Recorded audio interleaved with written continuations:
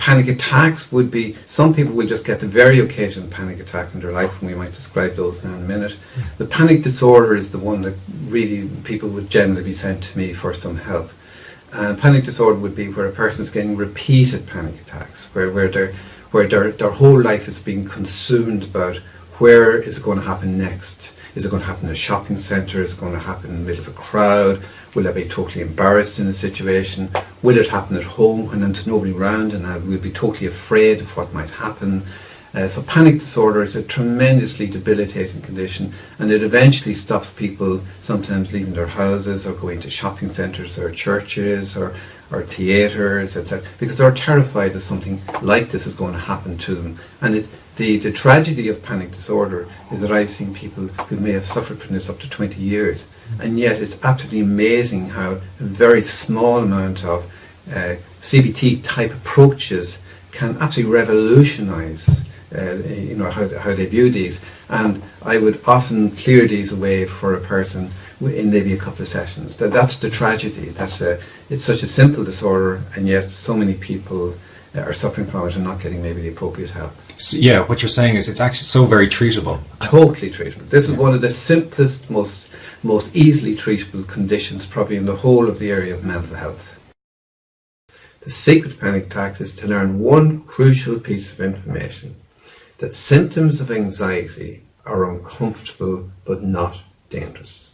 That's a great saying, and you get people to write that down, don't you? I do. I get people to write this down. That becomes their Bible, that line. Brilliant. So when they go in, they're prepared for the discomfort. They accept now they're not dangerous, but they're uncomfortable. And once they learn to accept, hey, this is uncomfortable, but why am I allowing something that's just uncomfortable take over my life? Yeah. So they begin to realise, hey, this is just a nuisance, do you know what I mean, like an unwelcome friend. So they begin to normalise these symptoms. And the second you normalise the symptoms of anxiety, you've won the battle. The battle is over, And the great thing about this information is that once you put this into practice, panic attacks will disappear out of your life, not just for a short time, but forever. And that's the really important message. If you turn and face your enemy properly once, it never will be an enemy again. And that's the tragedy of panic attacks, that people spend their lives on the run from panic attacks. Instead of learning a little bit about your enemy, understanding it, dealing with it, and getting rid of it out of your life for good. Yeah. And that's that. And I must say, my success rate in doing this is enormously high, because in fact people are immensely have great resilience skills. They just don't tap into them. Yeah. And people are more than capable of handling these uncomfortable feelings. They just have to learn what they are, get a bit of knowledge about them, how to do it, and move on. Well, I don't think they get the right information, and they're not as fortunate to go to a doctor like you who'd be as aware of the nature of anxiety and panic attacks. Yeah, I think one of the things that worries me the most is that we should not be treating panic attacks with drug therapy. There is no place, in my opinion, for using drugs. If a person is very depressed, then I would be totally in agreement with a person using medication as part of a package, for example, which I would recommend all the time, involving lifestyle changes, CBT, and drug therapy for a person with depression.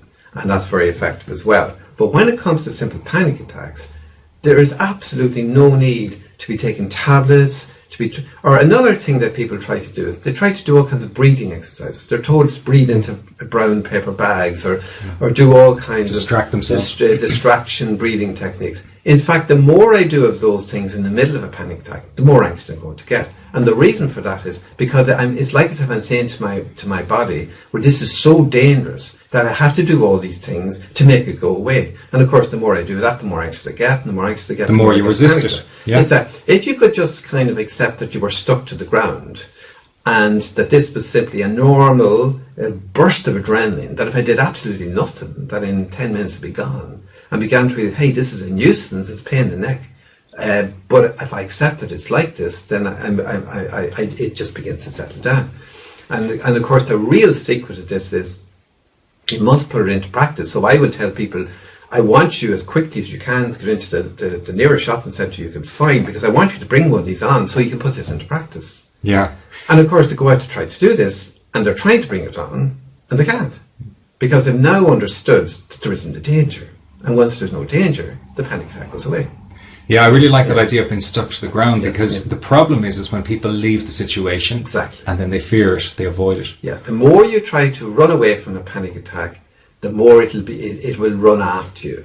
The minute you turn and face the panic attack, and that idea of being stuck to the ground means that if I could visualize that in my head, what would actually happen? In reality, because it's my stress system that's firing, and we have already said that your stress system is definitely there to keep you alive, not to kill you. Well, all that's happening, my stress system is firing.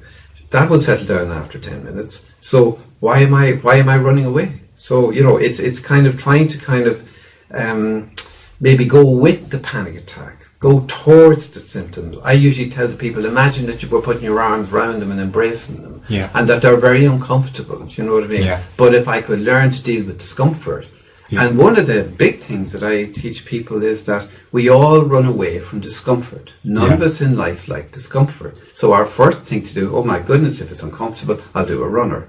And sometimes in life, if one of my great statements is, sometimes we need to look at short-term pain versus long-term gain. For example, if I'm in the middle of a shopping centre, if I run away, I get rid of my short-term discomfort, okay? But I have the long-term pain of having to live with panic attacks all my life and being afraid to go anywhere.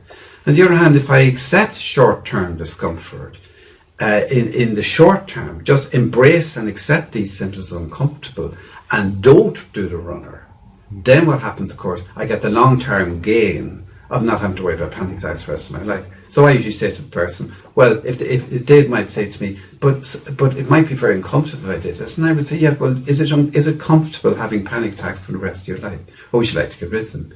And it's amazing when people accept that discomfort, how quickly they deal with the matter. And it's all over. Yeah, I love to hear you say that, because what I write in the book is get comfortable in your anxious discomfort. Exactly. Yeah. Just be comfortable with your discomfort. Do you know what I mean? Or that wonderful lines I keep saying is that symptoms of anxiety are uncomfortable, but they're not dangerous. So once I stop assigning a danger to these uncomfortable symptoms, accept them as uncomfortable. But if I go with them and learn to absorb them and accept them, in the short term, very quickly I'll get the long-term gain of getting rid of my panic attacks altogether for life. And that to me is the goal. Should be not just that you get rid of them for the next couple of weeks, but they should be disappearing out of your life for good, long-term. And it's once you have this clear understanding that all that's happening, your stress system has been inadvertently fired, and your job of your stress system is not to kill you, but to keep you alive, keep you safe. So why am I kind of running away from something that actually his job it is to keep me safe and alive? Yeah, that's perfect. And I think people would really appreciate hearing this coming from a doctor. The reassurance, the normalization of the anxiety and the panic, and the way you've talked about diffusing it. I think it's a really great message, and thank you for sharing it. Not at all. It's an absolute pleasure, and my wish is to all the people who are listening to this is please put this into practice. Don't spend all your life running from something which actually has no power whatsoever, but we're giving it wings, we're giving it power itself. So, embrace this, deal with it, and get panic attack out of your life. Because it's so very treatable. Yeah, absolutely treatable. Thank you very much for your time, Dr. Barry. Yeah, not at all.